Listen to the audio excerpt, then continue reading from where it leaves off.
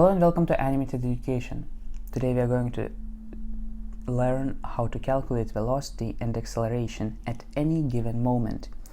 It's also called instantaneous velocity and instantaneous acceleration. For that we need to have a function of displacement or a function of velocity. So let's say we have a graph here. Okay, I am terrible at drawing. So this is S and this is the displacement and this is our time axis. And let's say this is 0. So let's say our graph looks something like this. And I think it's pretty clear that velocity is calculated as a displacement over time. So let's say we have a displacement in, I don't know, 1 second maybe, and also at this point, so at 2 different points, and this is delta t and this is delta t. It means that it's a change in time.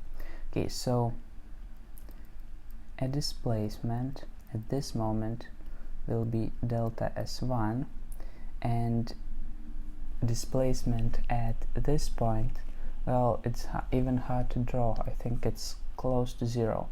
So if we want to calculate our velocity at this point, it would be delta s1 divided by delta t. However, if we would try to calculate it at this interval, well, let's say this is this small change in displacement that I can't even draw properly, would be delta s2 over delta t. And you can clearly see that this is not equal. These are definitely not equal. So our speed and all these in different time intervals vary. So if you would try to calculate average velocity and all for let's say from 0 to this point, we would divide all the displacement over this time t, and that would be right. We would have average velocity. But what if we want to calculate a velocity at this point? What do we do now? Well, now we need a derivative. We need to calculate the derivative. So because if we draw a tangent line here, the slope of this tangent line is the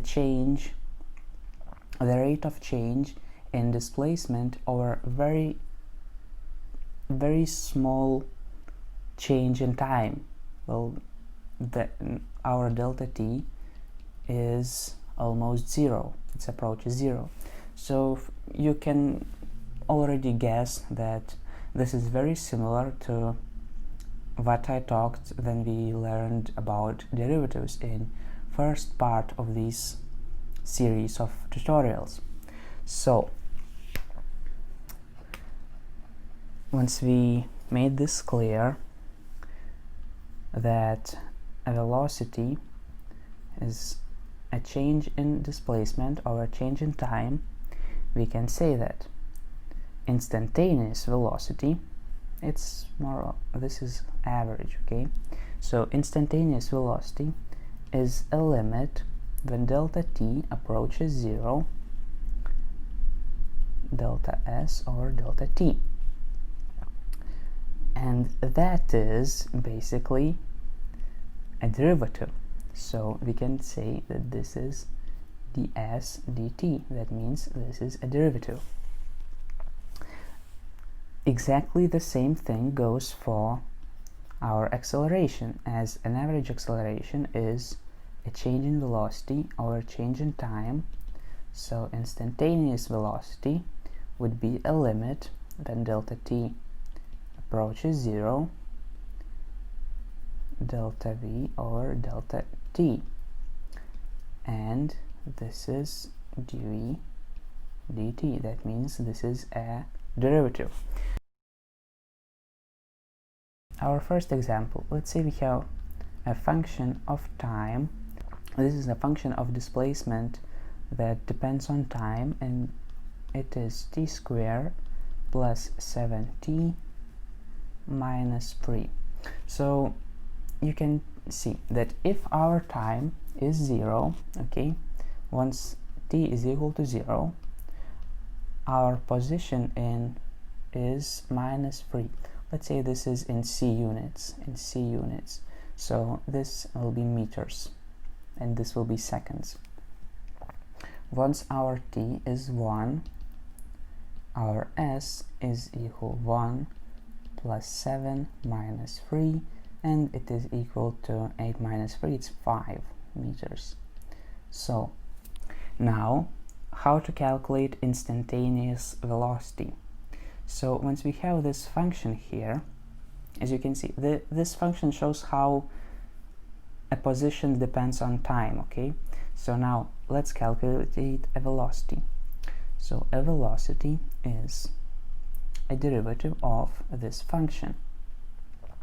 Instead of prime, as we are used to, we can put a dot here. It means that this is a derivative with respect to time. Okay, so you could also write it like that. It's all equivalent terms, okay, to do it. So this will give us t squared is 2t, and 7t will give us 7, and minus 3 is 0. So this is a function of our velocity. So now we can do the same thing with our acceleration. Acceleration is a derivative of a function of velocity. So you could also use this dot here or this writing here. So it will give us 2, because 7 is 0, and this 2t is give us 2. So this is meters per second square, and this is meters per second. So yeah, that's basically how you get it. Let's see if we have a function v of t is equal to 3 times t to the power of 4 minus 7 times t squared. And we are asked to find the magnitude of acceleration, then t is equal to 2. So we need to find this. So here's what we do. We need to find a function of acceleration. This is a derivative of a function of velocity, and this gives us that this is 3 times 4 times t cubed minus 7 times 2 times t. So this is equal to 12t cubed minus 14t. Now we need to find an acceleration at this moment. So here's what we do. Now we need to calculate it, and we get that it's 12 times 8 minus 28, and this will give us 68 meters per second square. This is our answer. Now let's find an instantaneous acceleration when t is equal 4 seconds.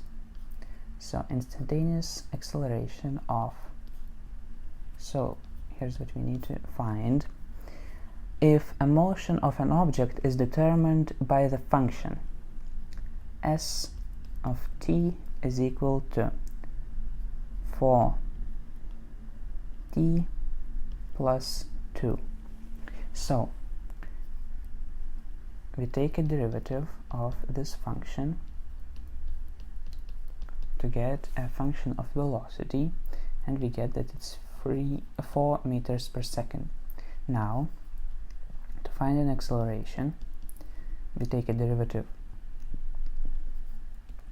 of a function of velocity, and a derivative of 4 is equal to 0 meters per second square. So at any given moment, at absolutely any given moment, our acceleration is equal to 0. So our answer is 0. It doesn't matter if it's 1 second or 4 seconds or 10, it's always equal to 0. So yeah, that's about it. It's a relatively simple concept, but it's extremely important, and it's very applicable in physics. So yeah, I hope you understood. See you next time.